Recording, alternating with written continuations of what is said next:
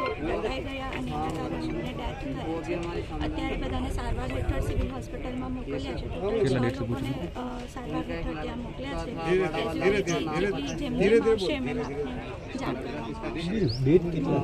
અત્યારે કન્ફર્મ બધા તો આંકડા નહીં કહી શકીએ, પણ સિવિલ હોસ્પિટલમાં એક ડેથ કન્ફર્મ છે. અહીંયાથી બીજા 2 કન્ફર્મ આવેલા છે. એટલે જેમ જેમ આગળ આવશે ઘાયલ આપણે જેટલા 6 જેટલાને આપણે સિવિલ હોસ્પિટલમાં સારવાર હેઠળ મોકલ્યા છે, જેમાં 3 જેટલા 40%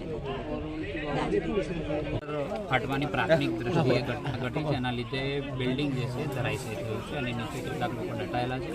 કેટલાક લોકોને બહાર કાઢવામાં આવે છે. 5 લોકોને અહીંથી રેસ્ક્યુ કરીને હોસ્પિટલ મોકલ્યા છે, જેની ટ્રીટમેન્ટ ચાલી રહી છે. આરોગ્ય વિભાગ, વહીવટીતંત્ર, SDRF, નગરપાલિકા, ફાયર આ બધી ટીમો અત્યારે કામ કરી રહી છે અને આપણે માતાજીને પ્રાર્થના કરીએ કે બધા સારું બધાનું રેસ્ક્યુ થઈ જાય. Okay sir.